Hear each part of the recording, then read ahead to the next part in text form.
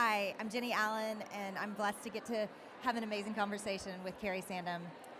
So Hi, good to it's have nice you. to see you. Yes. Nice to see you. Tell us just a little bit about yourself, Carrie. My name is Carrie Sandom. I'm from London in the UK originally, and I trained as a maths teacher. I taught teenagers math, I think you call it, for a Brave little soul. while. And I then went to Bible college, and for the last 20 years I've been ministering in local churches in England, teaching the Bible to women in small group and one-on-one situations. And you've just walked off stage after a very powerful talk that we really need to all hear about deliverance. And can you tell us a little bit about where that message came from for you? Yeah, sure. From Psalm 40, where David remembers that God is a God who delivers. When David wrote the psalm, he was in the pit of despair. We don't know exactly what the details were, but he was ensnared by his sin, and he was under pressure from enemies who were seeking his downfall, and he remembers the Lord's deliverance in the past. And on the basis of that deliverance, he cries out for the Lord to deliver him again.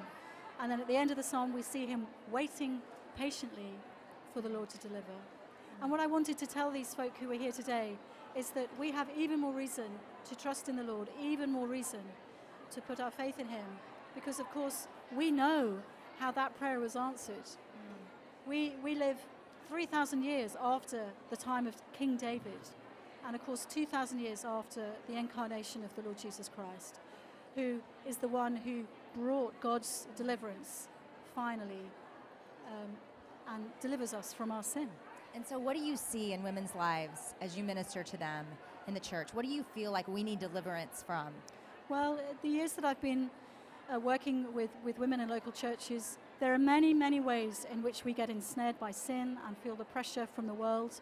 And like David, we get ourselves into miry bogs, into pits of despair and gloom and despondency, and we can't get ourselves out. And so this psalm reminds us to look back to the Lord's deliverance in the Lord Jesus Christ, and then to look forward. And on the basis of that deliverance, both in the past and what is yet to come, to pray with confidence that God will deliver us. I was talking about a dear lady back at one of the churches I worked in called Emily, who, a single woman, struggled with singleness, longed to have a family of her own, longed to be married, found it very hard, particularly as she got older in her 40s, and saw all her friends marry and have kids. And she ended up having an adulterous affair with a married man in order to, can you believe this, to convince herself that marriage really sucks.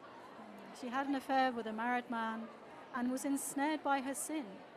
And so this psalm, Psalm 40, cries out to people like her who are in a miry bog, ensnared by sins and pressures from the world, to remember God's mercy in the past, and on the basis of his deliverance in the Lord Jesus, to cry out to him and pray for deliverance in the present while they wait for the final consummation of our salvation in heaven.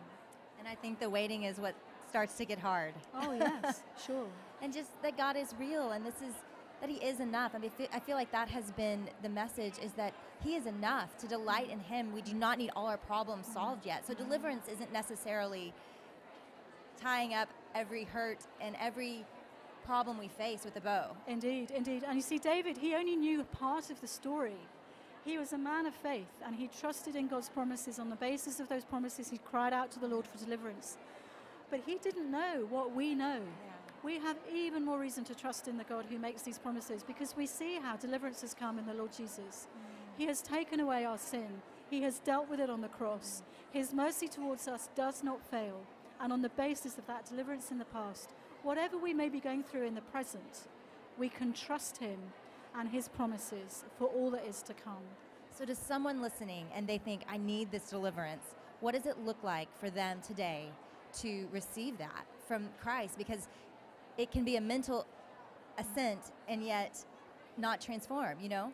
Well, they need to admit their need. Yeah. They need to admit that they are in a miry bog, a bottomless pit of despair and gloom, that they cannot save themselves. And then they need to believe in the Lord Jesus and all that he's done. He took their sin upon himself. He died. He took the penalty for that sin when he died on the cross.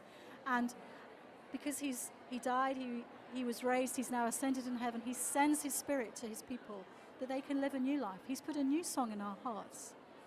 And then they need to come to him. They need to admit their need, believe in what he's done, and they need to come to him. and find that he will give them a new song of deliverance. Won't necessarily change their circumstances. Sure, if they're ensnared in sin, they need to stop that and seek help from those who can support them. But their circumstances may not change. Emily is still a single woman. She still struggles with that. But she's, thank God, no longer in an adulterous relationship. And she's trusting the Lord that he is all she needs in this life as she waits for what is to come. Oh, thank you so much, Carrie. Thank you for being here. Thank you.